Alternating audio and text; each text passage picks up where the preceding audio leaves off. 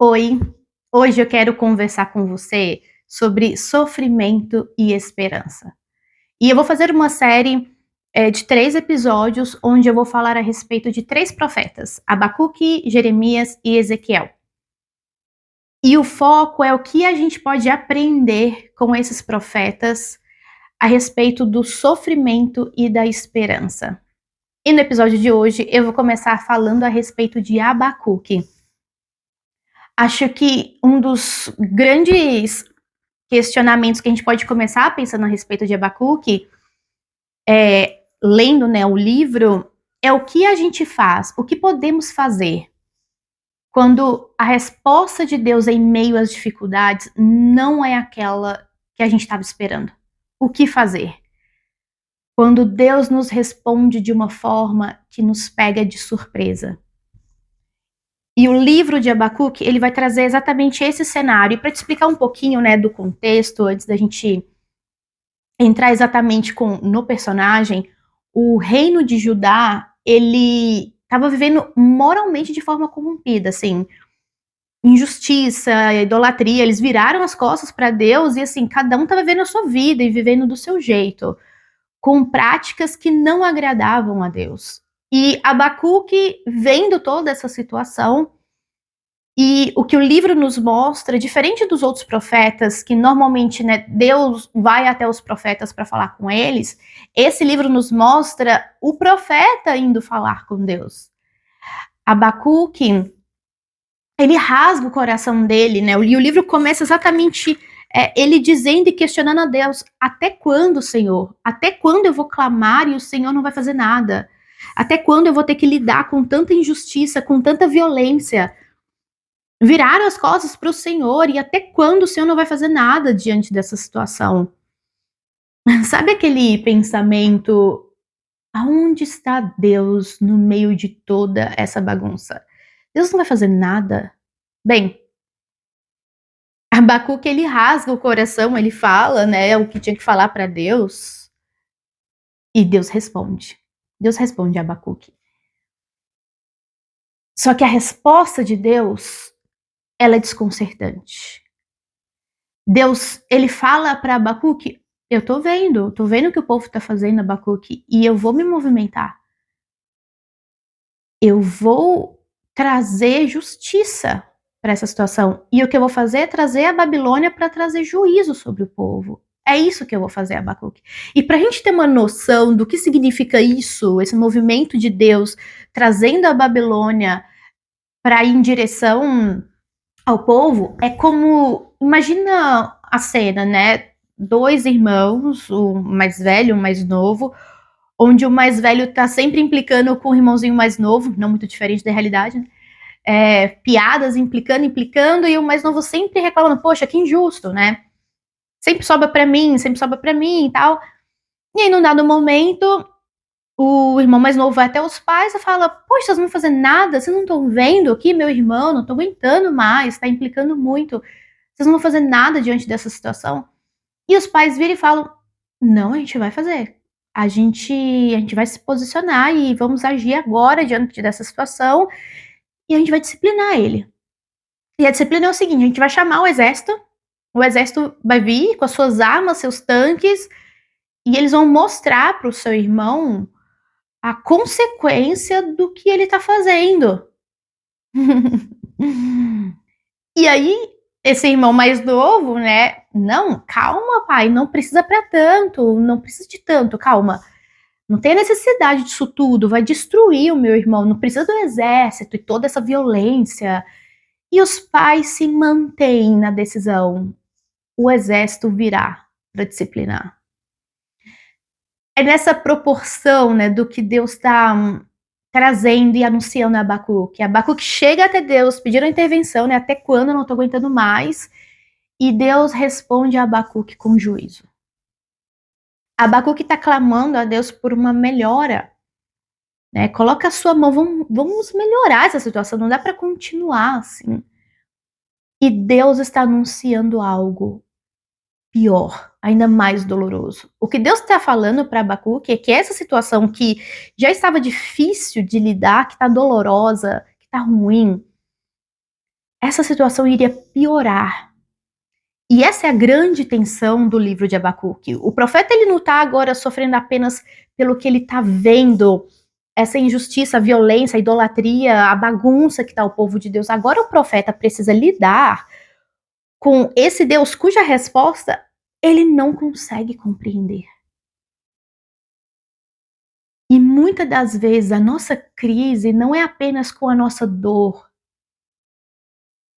com a causa da nossa dor, né? De onde está vindo, o que está gerando.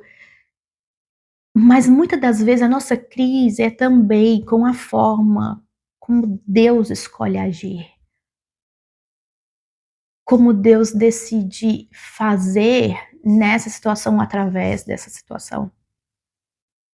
E eu queria comentar algumas coisas que o livro de Abacuque pode nos ensinar, talvez alguns caminhos e ensinamentos que possam trazer um direcionamento, uma orientação ao nosso coração, um consolo. E o primeiro ponto que eu queria comentar sobre Abacuque é o movimento que ele tem. Porque ele questiona a Deus, ele rasga o coração dele diante de Deus, e muitas das vezes isso é algo que a gente se poupa, né? A gente coloca filtros, não posso falar assim com Deus, né? Ou eu estou errando, eu estou em pecado de rasgar tanto meu coração diante de Deus. E na verdade o livro, ele vai nos ensinar isso, não só o livro de Abacuque, mas outros profetas, outros personagens da Bíblia também, né, os próprios salmos, né, nos ensinam esse movimento de abrirmos o nosso coração, de nos achegarmos diante de Deus para falar o que está aqui dentro. E Abacuque ele questiona a Deus, né, como pode você usar uma nação mais ímpia para exercer juízo sobre o seu povo? Como que o Senhor pode chamar isso de justiça? Abacuque ele está num questionamento com Deus. Ele olha para essa situação, ele fala: como pode a sua santidade, Senhor? O Senhor é um Deus santo, o Senhor é um Deus eterno, a sua bondade permitir essa atrocidade. Como que o Senhor pode permitir isso acontecer ao seu povo? O Senhor que é um Deus bom, misericordioso. Como que o Senhor permite tudo isso ao seu povo? Como que o Senhor lida com isso? E essa é uma atitude de Abacuque que nos mostra um relacionamento que ousa questionar e perguntar. E ele nos lembra que existe um lugar onde nós podemos rasgar o nosso coração. Existe um único lugar e uma única pessoa que aguenta o nosso desabafo e as nossas angústias. Muitas pessoas não vão saber lidar com as nossas dores, mas Deus consegue. Ele está preparado e ele está atento para nos ouvir. E Abacuque então tem esse movimento de rasgar o coração, mas a gente precisa observar o que ele faz depois disso. Porque depois de rasgar o seu coração, de falar com Deus, né, de questionar a Deus, no capítulo 2, né, mostra que ele se posiciona para ouvir. E ele diz: eu ficarei na minha torre de vigília para ver o que o Senhor vai me dizer. Qual que é a resposta que o Senhor vai trazer a respeito das minhas queixas, do que eu estou falando? Depois de falar, de rasgar o seu coração, Abacuque não sai resolvendo coisa, querendo ver o que ele tinha que fazer, como ele ia resolver, onde ele ia pôr a mão dele nisso, né? O que ele faria. Não. Abacuque, ele para. A postura dele, no capítulo 2, ele mostra isso, ele vai aguardar e ele quer ouvir o que o Senhor tinha a dizer sobre essa situação. É como se Abacuque dissesse a Deus: Senhor, eu não estou entendendo nada, mas eu vou permanecer aqui diante do Senhor. Ao invés de sair, né, ir para um outro lugar, quero ir embora, fugir dessa situação, né? Se Deus vai resolver assim, eu vou dar um fora daqui. Não, Abacuque, ele decide esperar diante do Senhor. Eu vou aguardar e ver o que o Senhor vai me responder.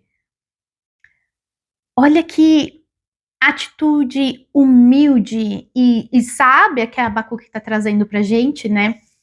E o que acontece? Deus responde. Deus, ele responde a Abacuque, né? Só que a resposta que Deus traz Não é uma resposta simples, não é uma resposta agradável. Abacuque, ele recebe uma resposta que não ia resolver a crise dele. A resposta que Deus traz mostra que a crise estava só começando. Olha que difícil. Deus não chega para Abacuque e fala: Abacuque, fica tranquilo, vai ficar tudo bem. Abacuque, eu estou resolvendo essa situação. Abacuque, aguenta, segura um pouco que já já essa situação passa.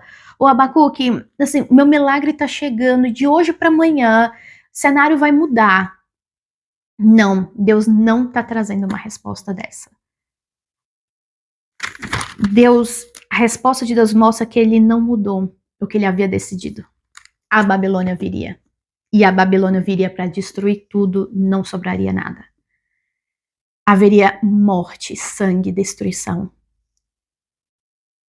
E eles ainda seriam levados cativos para um outro lugar, viver no meio de um povo pagão. A situação, de fato, iria piorar. Essa situação que Abacuque estava vendo iria piorar quando os babilônios chegassem. Eles iriam destruir o povo. E isso, Deus vai trazendo isso para Abacuque na sua resposta. E no meio de toda essa notícia, Deus fala: Abacuque, o justo viverá pela fé. Versículo 4, no capítulo 2. Olha que interessante o que Deus traz no meio da crise. Deus não está oferecendo a ele uma explicação, mas ele está oferecendo para Abacuque um caminho para ele percorrer no meio de toda essa situação. É como se Deus dissesse a Abacuque: talvez você não vai compreender o que eu estou fazendo, porque eu estou fazendo. Às vezes não, né? Você não vai compreender o que eu estou fazendo, mas você pode percorrer esse caminho. E quem percorre esse caminho confia no meu caráter. O caminho de fé é um caminho de total confiança em quem Deus é, na soberania, na bondade, no caráter dele. E esse é o grande dilema para a gente. Essa é a grande dificuldade, porque a dor, o sofrimento, torna difícil para a gente pôr em prática o que nós acreditamos sobre a bondade e o cuidado de Deus. A dor pode tornar difícil para a gente olhar para a bondade e o cuidado de Deus no meio do caos. A dor e o sofrimento podem vir como uma afronta de colocarmos em prática aquilo que a gente tanto acredita e declara.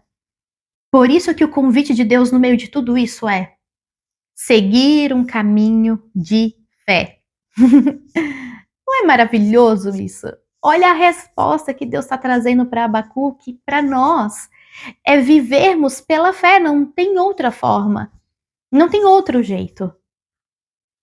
Porque se a gente parar para pensar, compreender o motivo pelo qual Deus permite certas coisas, porque Deus estava permitindo um sofrimento pior ainda, né?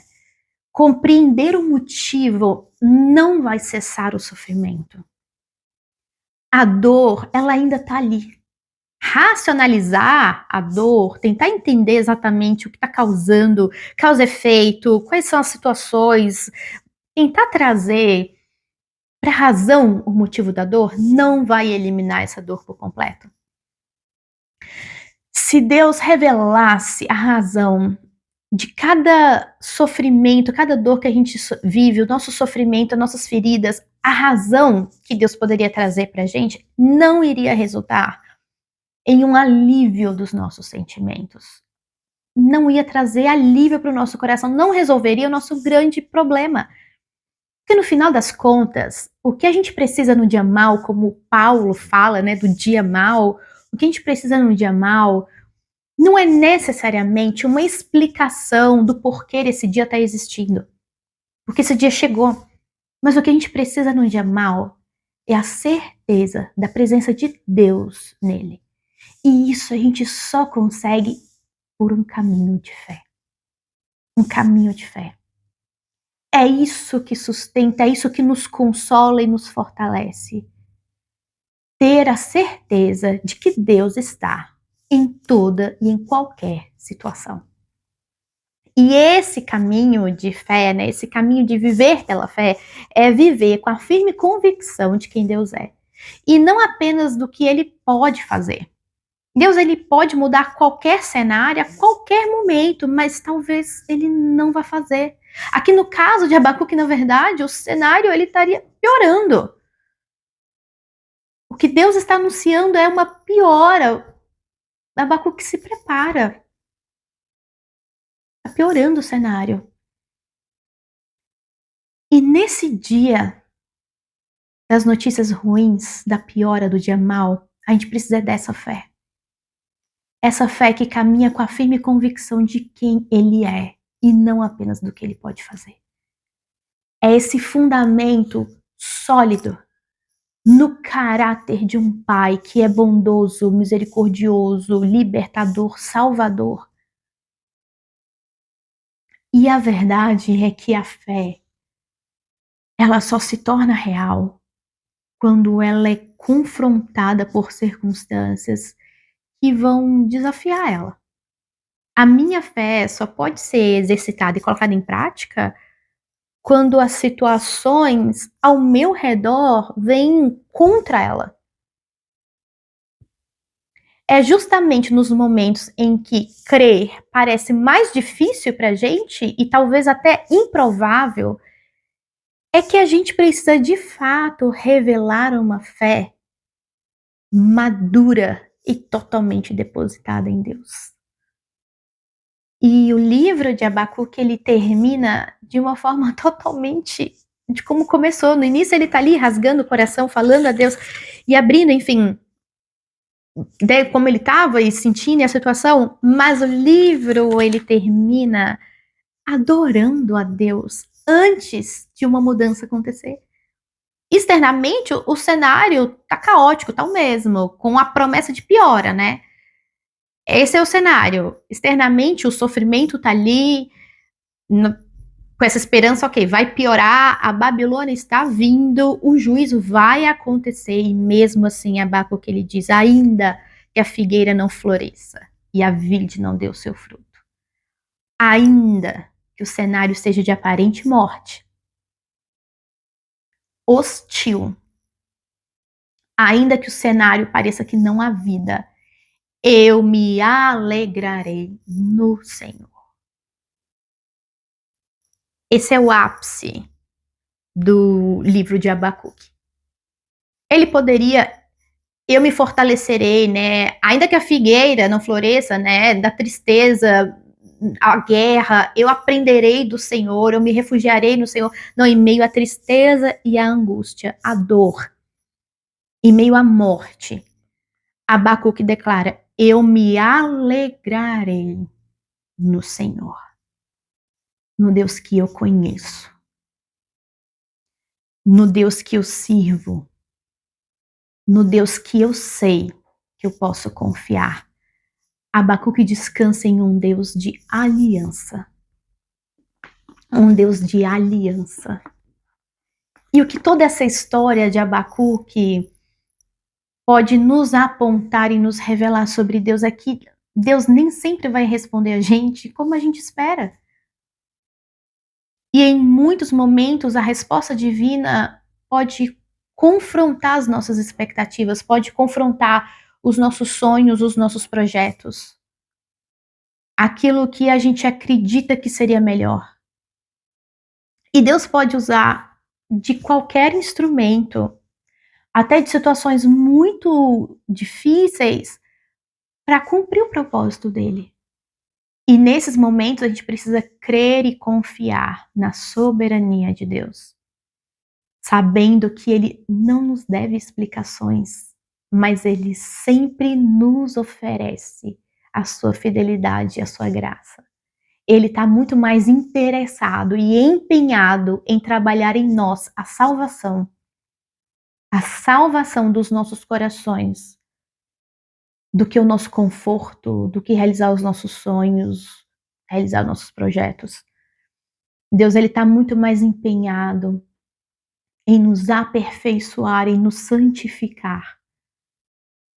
E ele pode sim usar de toda e qualquer situação para trabalhar os nossos corações, a nossa mente, para termos cada vez mais um caráter de Cristo. Um coração e uma mente de Cristo. E nessa jornada, a gente só vai conseguir viver no meio do caos se nós percorrermos esse caminho de fé. E essa fala de Deus para Abacuque, que o justo viverá pela fé, ela vai se tornar, inclusive, um tema central no Novo Testamento, principalmente nas cartas de Romanos, Gálatas, e é uma ênfase para nós, e ela vai se personificar no próprio Cristo, nosso exemplo maior, quando ali no Getsemane ele recebe um não de Deus. Ele expõe a vontade dele, mas o coração dele quer fazer a vontade do Pai. E no Pai, Jesus confia, então seja feita a sua vontade. E agora, em Cristo, nós também podemos viver pela fé. Através de Cristo, a gente confia da morte e da ressurreição, a gente pode confiar na sua presença, na sua salvação, sabendo que um dia Ele nos restaurará. Um dia Ele vai enxugar toda lágrima, toda dor. Ele vai eliminar. Nós sabemos que um dia nós confiamos nessa firme promessa, crendo que um dia nós seremos totalmente restaurados. Caminhamos nessa firme promessa. Abacuque, então, para eu encerrar, ele nos ensina a confiar quando a resposta de Deus nos desconcerta. Quando a gente não entende os caminhos, a gente pode confiar no caráter divino. O justo viverá pela fé.